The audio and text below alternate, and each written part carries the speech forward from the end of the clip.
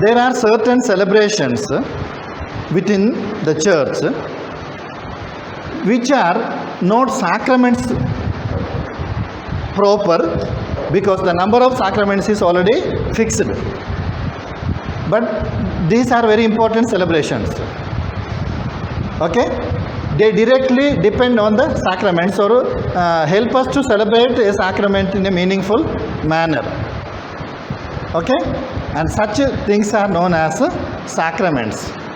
They depend on the sacraments somehow. They come out of a sacrament and help us to celebrate that particular sacrament in a worthy manner, in a dignified manner, in a meaningful manner. They also carry effects which are similar to the sacraments. But sacraments are determined number, they are fixed. Not all are sacraments. But the church celebrates so many other things which are not sacraments. But some of them are of such important nature that do carry an effect, okay, just like the sacraments. For example, as I already said, the dedication of a church or consecration of an altar, which is not a sacrament proper, okay, but directly linked to the sacrament of the Eucharist. They come out of that sacrament. Okay? So it is a sacramental which is in direct relationship with a particular sacrament. Okay? Now in that context only I asked what are the important places or suitable places allowed by canon law where we can celebrate the Mass. Okay? And we say Mass is to be celebrated in on a particular place, sacred place, in a sacred place. Okay? And when canon law uses the word sacred place, it means three things. The word sacred place means three things. One is a dedicated church, or an oratory or a chapel or place of worship which is allocated for that purpose. Okay? Which is not dedicated or consecrated, but at the same time exclusively used for worship purpose. Okay? Then Christian cemetery. Okay, these are the three things indicated by the word sacred place. Mass is to take place on a sacred place, on an altar. Okay? In the absence of a sacred place, Mass also could be offered, okay, in a dignified place, which is properly arranged for that purpose, but it is a temporary. Regularly you cannot celebrate that one. Okay? It is of temporary nature and permitted only for that occasion. Okay, no? And then, and we already said such sacraments are 7, fixed number, and these 7 are categorized or divided in 3 groups, 3 categories. Okay? Sacraments of Christian initiation, that is baptism, confirmation and the Holy Eucharist. Sacraments of healing, sacrament of reconciliation and sacrament of anointing of the sick. Then sacraments of service or ministry, that is sacrament of holy orders and sacrament of matrimony. Okay? This is the triple division of the sacraments. Having said this much, now let us jump into our particular study. Okay? Our study is regarding the Christian initiation, sacrament of Christian initiation. That means the sacraments of baptism, confirmation and Eucharist. Here again one more limitation comes. Our study deals with only the liturgy of the Christian initiation. Liturgy of the sacraments of Christian initiation, not the doctrinal explanations. That is to be dealt by some other professor, sacramental theology professor. He is supposed to deal with this. Okay? So therefore, we limit ourselves to the proper study of the liturgy of the sacraments of Christian initiation. That means liturgy of baptism, liturgy of confirmation, and liturgy of the Eucharist. Now among these, also again one more limitation for our study. Liturgy of the Eucharist in itself is a big subject. It has an individual study. Okay? Therefore, in this course, we will not be dealing with the liturgy of the Eucharist proper, but we will limit ourselves to the study of the liturgy of baptism and liturgy of confirmation. That much only we will deal now. Okay? At the same time, liturgy of the Eucharist, little bit of touch has to be there, because now confirmation you cannot celebrate outside the Mass. It has to go along with the Mass. Baptism could be celebrated outside or inside the Mass. But traditionally, these three sacraments formed one unit which are celebrated at a time. All the three. That is the reason. That also is the reason why we are dealing these three sacraments together. Okay?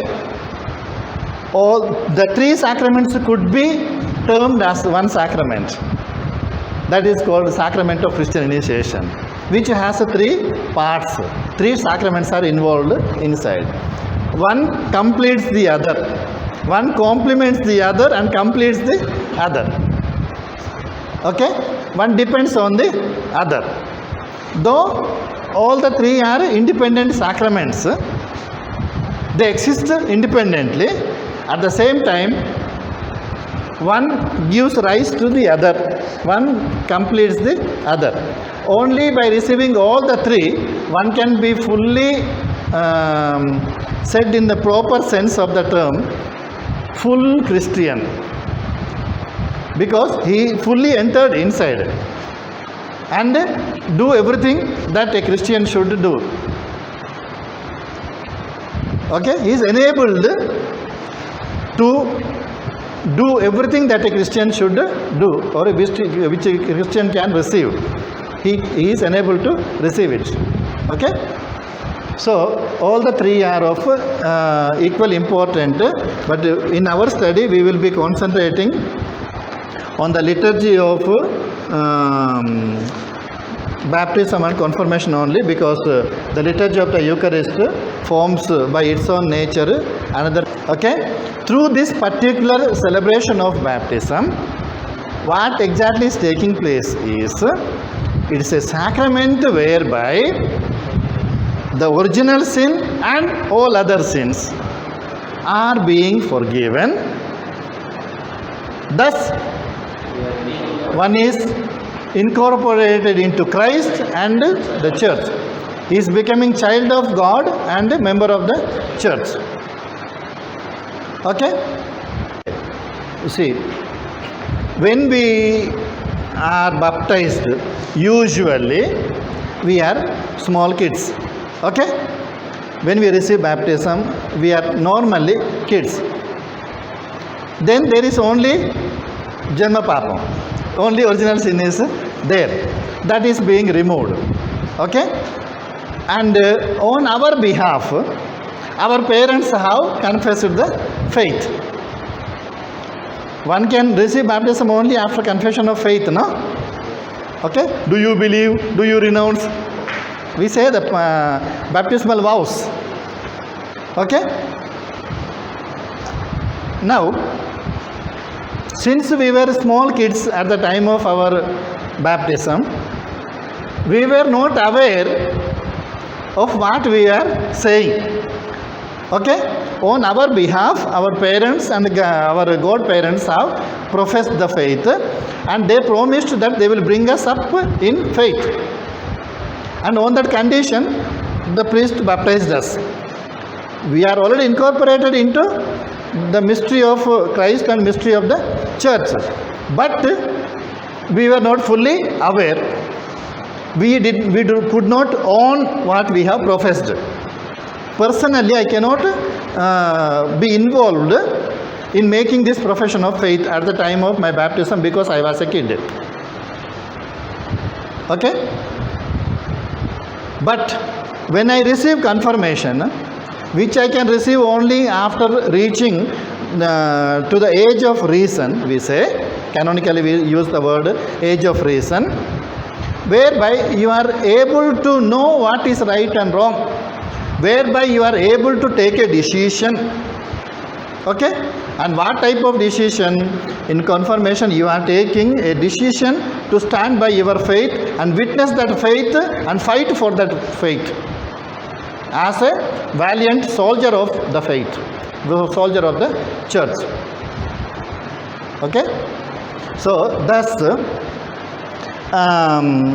the grace of baptism which you have received at the moment of your baptism is getting confirmed, and personally you are declaring that faith now. At that time your parents have declared on your behalf. Now you are declaring by yourself and you are witnessing to that faith. Okay? I believe. Now I am saying at the time of my confirmation, I say I believe. Okay? At that time my parents said, yes, I believe and I will bring up this fellow in faith. Now this fellow himself is saying, I believe. Okay? And I promise that I will be a witness to this faith. So what is received in baptism itself is getting confirmed. Though anointing, this Bathraman Abhangana or confirmation is independent sacrament, it is can be said as part of the sacrament of baptism itself. It completes the baptism. Okay? Whereby the faith that he has professed at the moment of baptism through somebody else, now he himself is professing and he is being strengthened by the Holy Spirit and he is becoming an official witness of the church, witness of the faith. Okay? And he is ready to live his Christian life by his own decision. Okay? Now, suppose I am baptized. In fact, I am baptized not as a newborn child. Okay? When I received baptism, I was almost 8 years old. 7 years, I think. 7 or 8. Okay? In 1978 only I am baptized. 70 I am born. 70 or 71. Let us say 70. And 78 June 1st. Monday evening by 8 o'clock, I have received baptism with my whole family. Okay? In such situations, not only the original sin, but during these 8 years something might have gone, no? But there are people who are receiving baptism as elders. Whole family, my parents are there, my elder brothers are there, elder sisters are there. So, all the sins of everybody, not only the original sin, but all other sins which are committed up to that moment, baptism removes. Okay? And usually, when adults receive baptism, they also receive confirmation and Eucharist in that same celebration. Okay? Because one completes the other, that person becomes totally a witness to the faith and he is enabled to celebrate the Eucharist for which he received baptism. Without baptism he cannot enter into the Eucharistic banquet proper. Okay? Now through the baptism he has already entered into the Eucharistic celebration and he is confirmed in faith by receiving the sacrament of confirmation also. Okay? Now when it comes to the present celebration, I will tell you, the priest who is baptizing an adult automatically gets a delegation to give confirmation. Though ordinary minister of the confirmation is the bishop. In this particular case of Christian initiation of adults, where one receives all the three sacraments together in the single celebration, there that celebrant priest gets automatic delegation, automatic power of delegation to give confirmation. Okay? The present situation is that one. That was the original situation also. But in the Middle Ages it is lost somehow. Now it is brought back. Alright? So, these three sacraments are interdependent. They are complementary. One completes the other, one fulfills the other, one leads to the other. Okay? Thus, by receiving the sacraments of Christian initiation, a person is fully and totally incorporated into the mystery of Christ and of the church. Okay? He becomes a member of God's family, enabled to celebrate the public worship, enabled to participate and celebrate the public worship with full rights. With full rights. Okay? So with that, we will close the introductory part, and now we will get into the sacraments of Christian initiation, the history, the first part. Our study has two parts. Okay? That is, first part will deal with the history. The second part will deal with the present rite itself. Okay? How to celebrate the sacraments of Christian initiation today. Okay? That is the second part. First part will be how this rite developed from the beginning of the church, how this Christian initiation is being celebrated. That is the first part of our study. Second part will be how to administer the present celebration. Okay? The content of the order of celebration of Christian sacrament, Christian initiation, as per the books that are given today. Okay? That we will be dealing. Without homework, how can you escape? You thought you will escape, eh? I did not forget as such, eh? Brothers, the mode of our class, okay? You can choose. I will follow your directions because it is for you. Okay? My sacred duty and my aim is to give you the best possible regarding the liturgy of the sacraments of Christian initiation. It is your right and it is my duty. Therefore, use your right and allow me to do my duty. Okay? And the teaching mode, 3 options I will give you. You choose which is best for you and I will execute it. Okay? Number 1 is, I will come, I will lecture about the subject, I will go away. At the end, I will put the exam. Okay?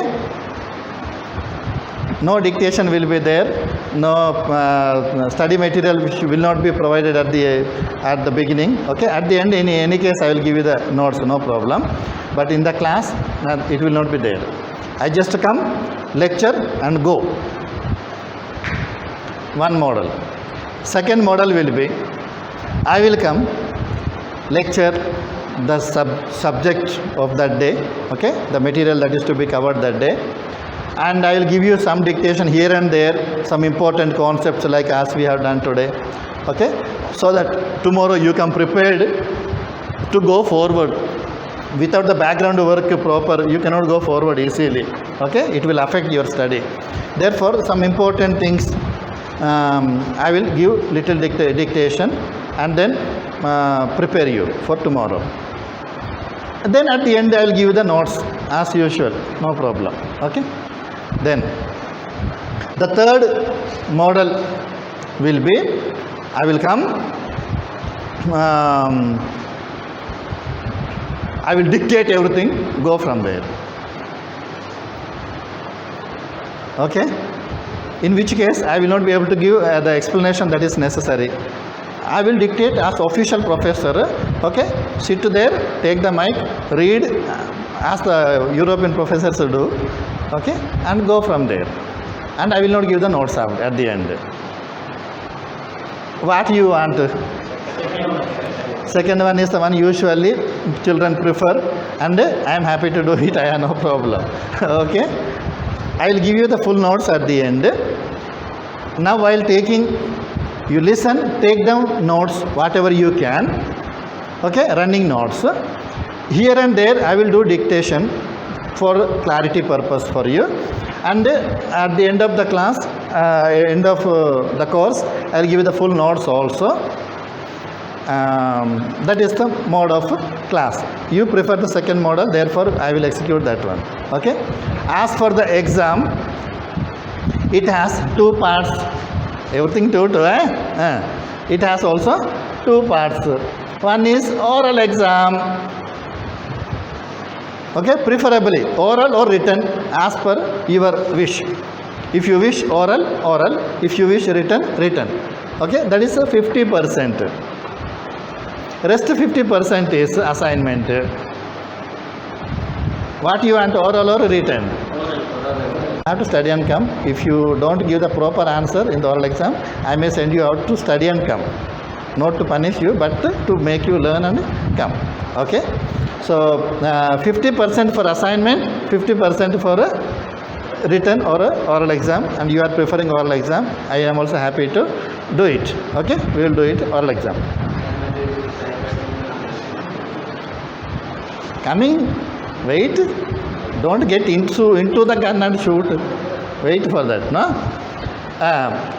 The assignment is general introduction to the sacraments of Christian initiation document. I will provide you the material now itself. Who is the class leader? More or less here. You are the one, Chakravarti. So I will give to Chakravarti the material. Those who want can take photocopy. Okay, and in the class I may deal a bit of that one, because everything I cannot deal in the class, because the class has so many other things to do it. Therefore, time will not allow us. But I will do touch that subject. Okay, I do touch that subject. In the assignment, you can study in detail and do the homework. That's writing assignment. Now your question is answered. Okay, only handwritten copy with signature on every page, only that will be accepted. Assignment, no cut and paste, no typing, only handwritten copy. You have to write by your own hand, and you have to put a signature on every page, so that next year nobody will bring that one with photocopying or Xerox. Okay, so that only will be accepted.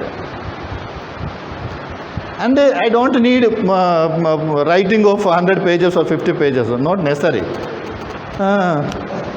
For a document of at least some 25 pages, how can you do it into?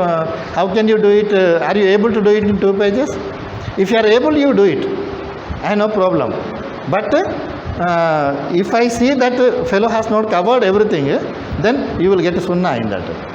Therefore, minimum is usually 5 pages. Okay, minimum. More than that, you write how much you want. I have no problem. A minimum of 5 pages, clean handwriting with the signature on every page. Only such a thing will be accepted for this one. Okay, that much is all right.